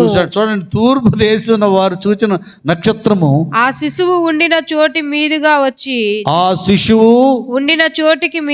వచ్చి నిలుచు వరకు వారికి ముందుగా నడిచెను. అది ఇప్పుడు గట్టిగా చప్పట్లు కొట్టండి. అది ఇప్పుడు రాజు దగ్గర నుండి సభ నుండి అట్లా బయటకు వచ్చేసారు. టక్మంట మళ్ళీ కనపడింది నక్షత్రం. అది కొన్ని మన భక్తి జీవితానికి మన ఆత్మ నేత్రాలు మూయబడే స్థితిని కొన్ని సంఘటనలు కలుగు చేస్తాయి. మీ అందరికీ తెలుసు, అనుభవాలు చాలా ఉన్నాయి. ఏందోనమ్మా అక్కడికి వెళ్ళాను, అసలు నిద్రే రావట్ల, పీడకల్లో అంత చీకటి, ఏందేందో వస్తున్నాయి అంటే అక్కడ వారంతా కూడా దైవత్వానికి వ్యతిరేకులు, దైవ నియమాలను అనుసరించేవారు కాదు. వాళ్ళు ఎగతాళి చేసేవాళ్ళు. వాళ్ళ దగ్గర ఏం ప్రత్యక్షత కలుగుతుంది? ఇవన్నీ ఎందుకు ఈ గలిబిలి గందరగోళం అంటే నువ్వు ఇక్కడి నుంచి తొందరగా వెళ్ళిపోయిన అర్థం అన్నమాట. ఎందుకంటే ఇవన్నీ మనం ఉండగలం, దేవుడు మనం నిలబెట్టగలడు. కానీ దుష్టుల ఆలోచన చొప్పున, పాపుల మార్గమున, అభాస కూర్చుండి చోటున ఇక్కడ వద్దులే అని లోతు గారిని ఎలాగో బలవంతంగా బయటకు లాక్కెళ్ళారు. అట్లాగే మనసు మనల్ని పరిశుద్ధాత్ముడు ఉంచడు. ఇక్కడ రెండు ఉన్నాయి. వాళ్ళు మారే పరిస్థితుల్లో ఉంటే వాళ్ళ కొరకు నిలబెట్టి నేను నీ చేత ప్రార్థన చేయించి దేవుడు వాళ్ళని మారుస్తాడు. ఉదాహరణకి ఇక్కడే మేమందరం భయంకరమైన విగ్రహారాధికులు. మా పరిస్థితులన్నీ వేరు. మా మధ్యకి అమ్మ వచ్చారు, కమలమ్మ గారు వచ్చారు. మేము ఎవరం కూడా అంగీకరించలా, తృణీకరించాం, అయిష్టంగా ఉన్నాం, చాలా మాటలు మాట్లాడాం. దేవుని ప్రణాళిక ఉంది, మనందరం మారాలి, రక్షణ పొందుకోవాలి, ఇక్కడ ఒక మందిరం కట్టాలి, నా సేవ ఇక్కడ జరగాలి అని ఆయన ప్రణాళిక ఉంది. కాబట్టి ఉంది, చనిపోయిన దాకా ఉండి చక్కగా ఇదిగో ఈ స్థానాన్ని కలిగించడానికి కారుకురాలి. కొన్ని చోట్ల దేవుడు మనల్ని ఉంచిన స్థలాల్లో నిశ్చయముగా ఏదో దైవ కార్యం జరుగుతుంది అని దాని అర్థం, పరమార్థం. గట్టిగా చప్పట్లు కొడతాం. అది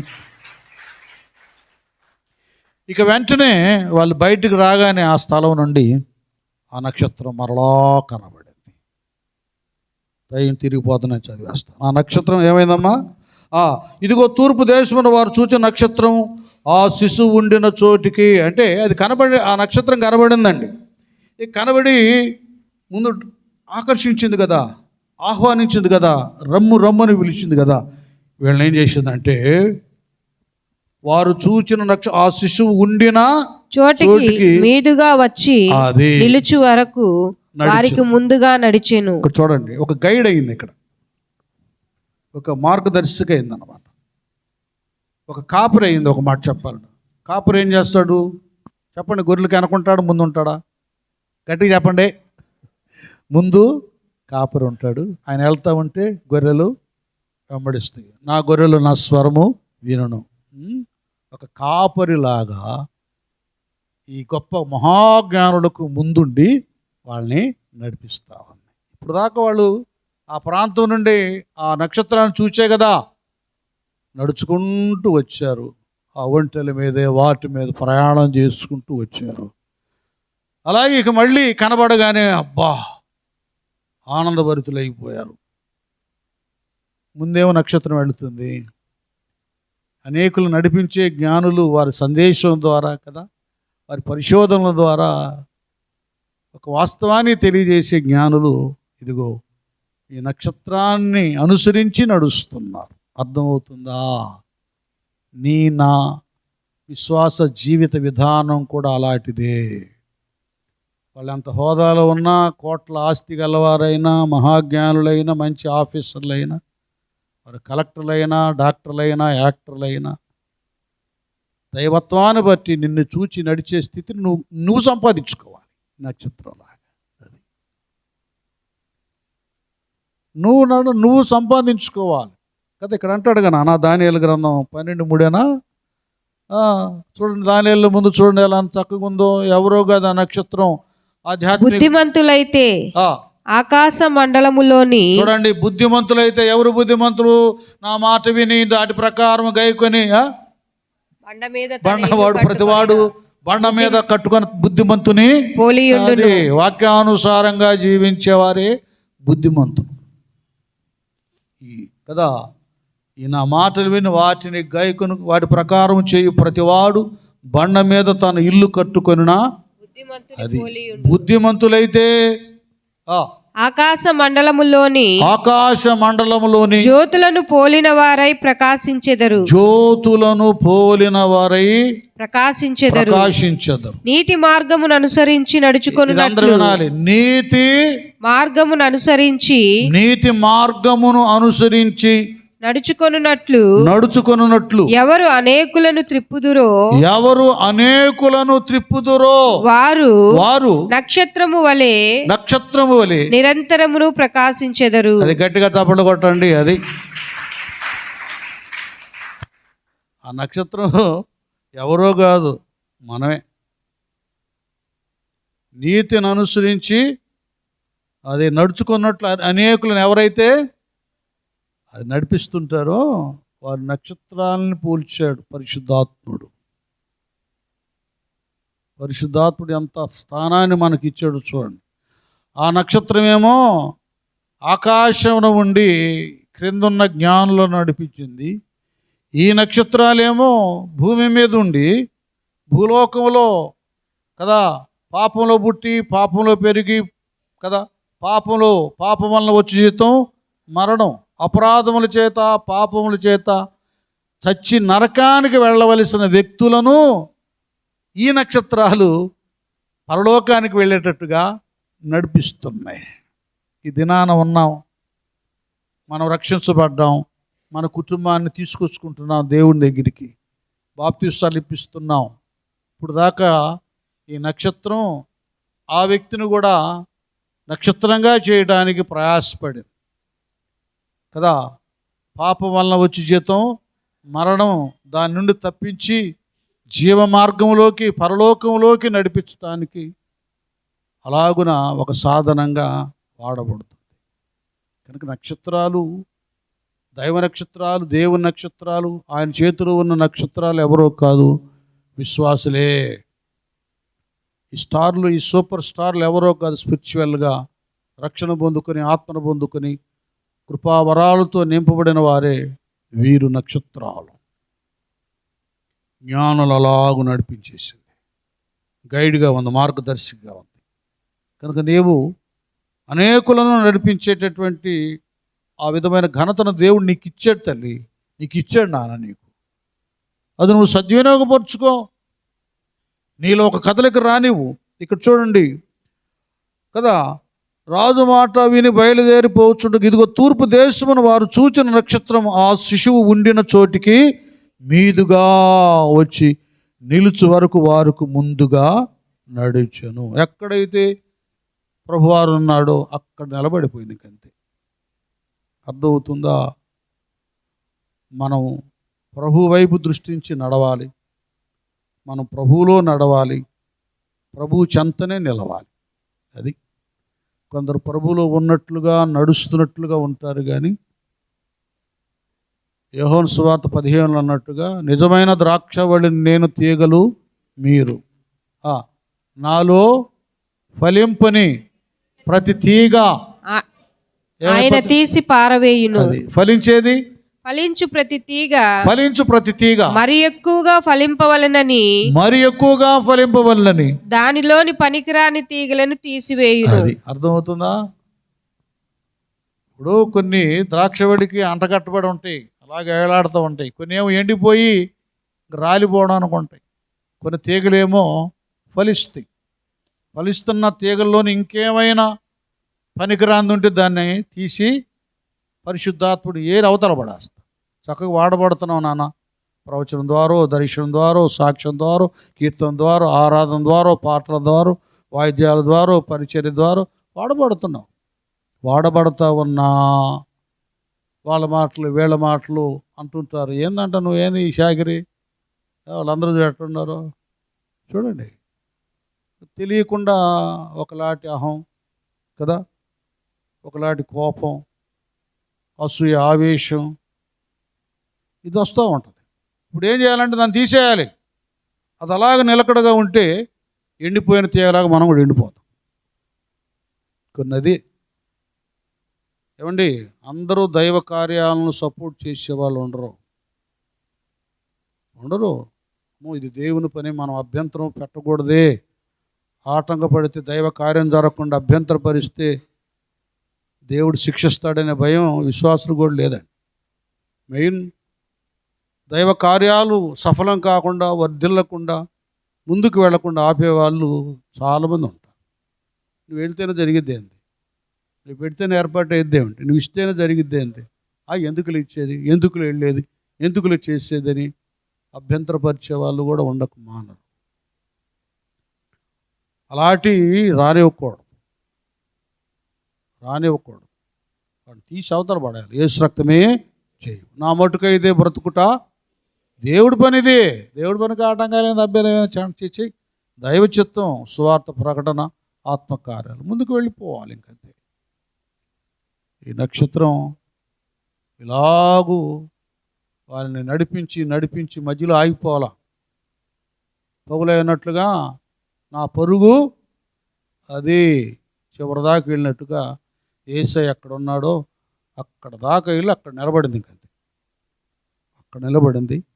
అబ్బా, ప్రభువుని చూశారు. ఇక వారు ఆ నక్షత్రమును చూచి అత్యానంద భరితులై ఇంటిలోనికి వచ్చి చూశారండి. ఆ నక్షత్రం వల్లనే వాళ్ళకి ఏం కలిగింది? ఆనందం. అత్యానంద భరితులై. అర్థమవుతుందా? సువార్త నియమాన్ని, సేవకత్వాన్ని దాన్ని మనం కొన్ని సమయాల్లో భరించాలి. 1 కాదు 2 సంవత్సరాలు ప్రయాణం చేశారు. ఈ ప్రయాణం వ్యర్థం కాల. మనం దేవుని కొరకు చాలా వ్యర్థమైపోతాం. దేవుడికి సమయం ఇవ్వం, ధనం ఇవ్వం, ఉపవాసాలు ఇవ్వం, ఏమండి, శరీరాన్ని నలగొట్టుకోం, మనకు అనుకూలమైన సుఖభక్తి ప్రదర్శిస్తాం. ఏదైనా జరిగిస్తే ఏదో హాయిగా అనుకూలంగా ఉన్నటువంటి రీతిగా చేస్తాం. జీవితకాలం అంతా దేవుని దగ్గర నమ్మకంగా ఉన్నాం. మనకు మనమే మోసపోతాం. నేను అది చేస్తున్నానుగా దేవుడు మెచ్చుకుంటాడంటే దేవుడేమో రేపు అక్రమం చేయవాడా అంటాడు. ఇవన్నీ తెలియట్లా చాలామందికి. అది ఎంత కష్టమైనా కూడా వెళ్ళిపోవాలి. ఆ నక్షత్రాన్ని చూడగానే వాళ్ళు ఏమయ్యారట? అత్యానంద భరితులై. అది దైవ కార్య ప్రయాస నిర్వహణలో ఏమన్నా నిరుత్సాహం కానీ దుఃఖం కానీ ఉండదు. ముందు ఒకవేళ ఇంత కీర్తనలు అన్నట్లుగా ఇరుగ్గా ఉన్న తర్వాత ఏం చేస్తాడు? దేవుడు విశాలతను కలుగు చేస్తాడు. చక్కగా అత్యానంద భరితులయ్యారు. ఈ నక్షత్రం అనేకుల ఆనందానికి, జ్ఞానుల ఆనందానికి కారణమైనట్లుగా నీవు అనేకుల ఆనందానికి కారణం కావాలి. నీవే ఆయన నక్షత్రానివి. ఎందుకంటే ఎందరు ఆయన అంగీకరించున్నారో వారందరూ ఆయన పిల్లలు అవ్వడానికి దేవుడేమిచ్చాడు? అధికారం ఇచ్చాడు. నువ్వు ఆయన నక్షత్రానివే, ఆయన కుమారుడివే, కుమార్తెవే. ఒక మాట చెప్పాలి కంటే నక్షత్రం ఆ కొన్ని సమయాల వరకే ఉంది, కొన్ని సంవత్సరాల వరకే ఉంది. ఆల్రెడీ 2 years అయింది కదా, ఒక 2.5 సంవత్సరాలు అవ్వచ్చు. ఆ తర్వాత వాళ్ళు తిరుగు ప్రయాణంలో నక్షత్రాన్ని వాళ్ళు చూడలేదు, నక్షత్రం వాళ్ళని చూడాల. ఇంకంతటితో అంతరించిపోయింది. ఈ నక్షత్రం అయితే నువ్వు 70 సంవత్సరాలు బతుకుతావు, 80 సంవత్సరాలు బతుకుతావు, 100 సంవత్సరాలు బ్రతుకుతావు. రక్షించబడిన నువ్వు పడకలో ఉన్న ఈ దినాన అమ్మ తల్లి మన కమలాంటి గారు బెడ్లో ఉన్నారు. అక్కడున్న ఆమె చేసేదేంటి? సంఘం కొరకు నిత్యము ప్రార్థన చేస్తుంది అన్నమాట. యోగక్షేమాలు అడుగుతూ ఉంటుంది. ప్రతి ఆదివారం ఇది అయిపోగానే రొట్టెని తీసుకువెళ్తారు, అక్కడికి అమ్మకి ఇస్తారు. పడకలో ఉండి కూడా దైవనామ స్మరణ చేస్తూ దేవుని సంఘ క్షేమాభివృద్ధి కొరకు ఆమె ప్రార్థనలు చేస్తుంటే, కొంతమందికి బుద్ధి లేదు. ముసలోళ్ళైనా ముసలమ్మ ముచ్చట్లు చెప్పుకుంటా సమయం అంతా వ్యర్థంగా గడుపుకుంటారు. వాళ్ళు మనవాళ్ళ మధ్యలో, పక్కింటి వాళ్ళ మధ్యలో, ఎదురింటి వాళ్ళ మధ్యలో, ఇంట్లో వాళ్ళ మధ్యలో ఎందుకు పొదుగులు మన ఇంటికి వస్తుంది, ఉప్పు పప్పు అడుగుతూ ఉంటుంది. ఇలాగున తగులు పెట్టేసే వాళ్ళు ఉంటారు. కనుక రక్షణ పొందుకున్నాక ఆ మనసు ఏ ముసలోళ్ళకి రాకూడదు. మీరు చేయాల్సింది ఏంటంటే ప్రార్థన. అయ్యా, నా కుమారులు, నా కోడళ్ళు, నా కుమార్తెలు, నా అల్లుళ్ళు, నా మనవ సంతతి, కొంతమంది ముది మనవలను కూడా చూసి కురిపిస్తాడు. వాళ్ళని ఆత్మీయతలు ఉంచయ్యా, అందరు రక్షణ పొందుకోవాలయ్యా. ఈ కుటుంబాన్ని దీవించు, ఆ కుటుంబాన్ని దీవించయ్యా. వాడేంటో తాగుతున్నాడంటయ్యా, ఇక్కడేంటో కొట్టుకుంటున్నారంటే అని సమాజం బాగుపడటానికి కుటుంబాలు దీవెన కొరకు వృద్ధులు ప్రార్థన చేయాలి. సుమియోను వలె, అన్నా వలె గుంపులు పెట్టకూడదు అనా. ఇవన్నీ కూడా కొద్దిగా మనం ఆధ్యాత్మిక విధంలో గ్రహించాలి, గమనించాలి. ఇక్కడ ఏం జరుగుతుంది? ఈ 2.5 సంవత్సరాల వరకు నక్షత్రం ఉంది. నక్షత్రాన్ని వాడు చూడలేదు, నక్షత్రం వాళ్ళని చూడలేదు. ఇక్కడ చక్కగా ప్రభువారు ఎక్కడున్నాడో అక్కడికి మనకు 2.5 కాదు 100 సంవత్సరాలు ఇచ్చాడు. ఆయుష్ ఒకళ్ళు ఇస్తే అంత సమయం ఇచ్చాడు. ఈ సమయంలో ఇది కారణం ఏంటంటే ముసలోళ్ళనైనా కూడా ముసలమ్మ ముచ్చట్లు కాకుండా ఓపిక ఉంటే మోకరించు, ఓపిక లేకపోతే పడుకో, ప్రార్థన చేస్తూ ఉండు. నీకు ఎందుకో ప్రార్థన చేస్తూ ఉండు. ఓపిక ఉంటే బైబిల్ చదువు, లేకపోతే పిల్లల చేత చదివించుకో 1 పావు గంట. ఇది ముసలాళ్ళు చేయాల్సిన పని. ఇట్లా చేసి ప్రార్థన చేస్తూ ఉంటే కుటుంబాలన్నీ చాలా దివ్యంగా ఉంటాయండి. ఇంకంతే. అక్కడ 2 సంవత్సరాలు ఆ నక్షత్రానికి. మనం బ్రతికినంత కాలం మరి ఎన్ని సంవత్సరాలు దేవుడు బ్రతికిస్తాడో, 50, 60, 70, 80, 90, 100 అంతకాలం నువ్వు సువార్త ప్రకటించవచ్చు. గట్టిగా చప్పట్లు. 2 సంవత్సరాల కాలంలోనే ఈ నక్షత్రం ఒకటేమో లోకరక్షకుడు పుట్టాడు అని రాజుకిని, శాస్త్రులకి, పరిసయ్యులు, యాజకులకి, యూదా ప్రజలందరికీ తెలియజేసి కదా. మరి వాళ్ళు ఊరుకుంటారా? వాళ్ళలో మంచోళ్ళు ఉంటారు కదా. హెరోదు రాజు లాంటి వాళ్ళు కాకపోయినా మంచి మనసు గల వాళ్ళు ఉంటారు కదా ప్రజల్లో. వాళ్ళు ఒకళ్ళకొకళ్ళు చెప్పేసుకున్నారు. ప్రదేశం అంతా వ్యాపించింది.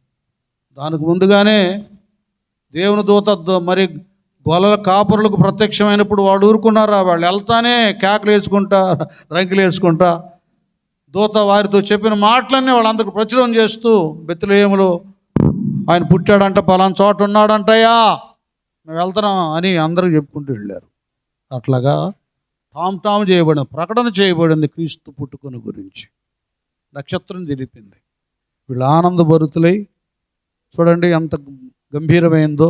ఇంట్లోకి వచ్చి తల్లి అయిన మరియను, మరియమ్మ తల్లిని చూశారు. ఆ శిశువును చూచి సాగిలపడి. అది చూడండి, అసలు ఇంతకాలం ప్రయాణం చేశారు కదా. సాగిలపడటం అంటే మామూలు విషయం. మన ఊరక 2 మెట్లు ఎక్కి పైకి వస్తేనే కుర్చీలో కూర్చోటానికి శరీరం ఇష్టపడింది, కానీ కింద కూర్చోగలవా? మీరు గొప్పోళ్ళు, మీరు మామూలు కాదు.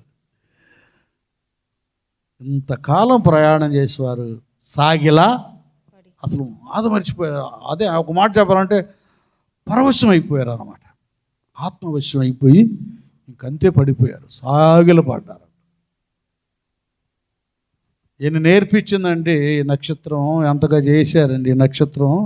ఏమండి, సాగిలా పడి ఆయనను పూజించి, దేని నిమిత్తమై వచ్చాడో ఆయనను పూజించి, తమ పెట్టెలను విప్పి బంగారమును సాంబ్రాణిని బోళమును కానుకలుగా ఆయనకు సమర్పించి, అది వాటిని 3 రకాల యొక్క కానుకలు యేసయ్యకి సమర్పించారు.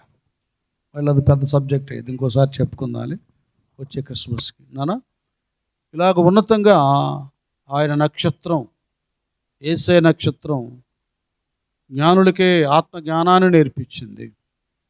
లోకంలో బతుకుతున్న ఘనత, రాజరకం, హోదాలో ఉన్నవారిని కలవరపెట్టింది. వాళ్ళందరూ విన్నా వినకపోయినా ఈ సమాచారం యెరూషలేమంతా వ్యాపించేటట్లుగా చేసింది ఈ నక్షత్రం.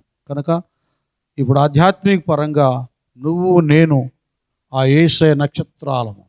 మరలా ఫిలిప్పీలు రాసిన పత్రిక ఏమంటాడు నానా 2 అది కూడా చదివి 1 ముగించుకుందాం, అయిపోయింది. 2వ అధ్యాయము. అట్టి జనము మధ్యను, అది ఆ జనం ఏం జనమంట అది కూడా చెప్పు. మీరు మూర్ఖమైన వక్ర జనము మధ్య. బాగా ఇక్కడ ఈ మాట క్లియర్గా అండి. మనం ఇప్పుడు ప్రస్తుతం ఎక్కడ ఉన్నామంటే ఎలాంటి వాళ్ళ దగ్గర ఉన్నాం? మూర్ఖమైన వక్ర జనము మధ్య. మూర్ఖమైన వక్ర జనము మధ్య మధ్య నిరపరాధులను. చూడండి, ఇక్కడ అర్థం చేసుకోండి. వీళ్ళు జనమంతా మూర్ఖులు, వంకరగా మాట్లాడతారు అన్నమాట కదా. అక్కడ బాప్తిసం అప్పుడు కూడా అంటాడు పేతురయ్య, మూర్ఖులకు ఈ తరం వారికంటే వంకరోళ్ళకి అన్నమాట. ఏంది మేము వెళ్తలేదు ప్రార్థనకి, మేము వెళ్ళట్లేదా అంటారు. వాళ్ళు వంకరగా ప్రవర్తిస్తారు, దైవ భయం కలిగి ప్రవర్తించరు కదా. మూర్ఖులకు ఇక్కడ ఏమంటాడు, వక్ర జనము మధ్య నిరపరాధులు. అది ఎక్కడ ఉండాలి? వీళ్ళ మధ్యలో కూడా మనం ఎట్లా ఉండాలంట? నిరపరాధులం. ఏ అపరాధం చేయకూడదు. నిరపరాధులమును, నిష్కళంకులను. అది ఏ విధమైన అపవిత్రత ఉండదు. నిష్కళంకులను, అనింద్యులను నైనా, ఏ నింద లేకుండా అనింద్యులునైనా దేవుని కుమారులగునట్లు. అది దేవుని కుమారులు కుమార్తెలగునట్లు సణుగులను సంశయములను మాని సమస్త కార్యములను చేయుడి. అట్టి జనము మధ్యను, అది ఇలాంటిగా వంకర టెంకరగా ఉన్న జనము మధ్యను మీరు జీవవాక్యమును చేత పట్టుకొని, ఇది అసలు విషయం, జీవవాక్యాన్ని చేత పట్టుకొని లోకమందు జ్యోతుల వలె కనబడుచున్నారు. అది లోకమందు జ్యోతుల వలె కనబడుచున్నారు. అర్థమవుతుందా? అక్కడేమో ఆకాశం ఆ నక్షత్రం అయితే లోకంలో భూమి మీద మనం ఎట్ట కనబడుతున్నాం? జ్యోతుల వల్ల. ఇక్కడ మనం భూలోకంలో యేసయ్య నక్షత్రంలాగా ప్రతి విశ్వాసి, ప్రతి సోదరి, ప్రతి సహోదరుడు కనబడుతున్నాడంట. అది వారికి మార్గం చూయించింది. నువ్వు లోకంలో వంకర జనానికి నేను మార్గం చూయించాలి. ఇది మన డ్యూటీ. ఈ క్రిస్మస్ దినాల సందర్భంగా నేను ఇంత బట్టి ఒకవేళ లేవేమో ఆయన నక్షత్రంగా, మన మాదిరిగా లేవేమో, మార్గం చూపించడం లేదేమో, దేవుని వైపు సరిగా నడవడం లేదేమో, దేవునిలో నిలబడటం లేదేమో, మనం నడిపిద్దాం, నిలబడదాం, దేవుని చెంతే ఉందాం, అనేకులను నీతిమంతులుగా ప్రార్థన భక్తితో తీరుద్దాం. అట్టి భాగ్యాన్ని దేవుడు మనందరికీ దయచేయునుగాక. ఒక చిన్న ప్రార్థన చేసుకున్నాం. అందరు హృదయాలు తెరవండి, ఎవరు కూడా మౌనంగా ఉండొద్దు. అందరూ ప్రభువుని అడుగుదాం. అయ్యా యేసయ్య, ఒక్క నిమిషం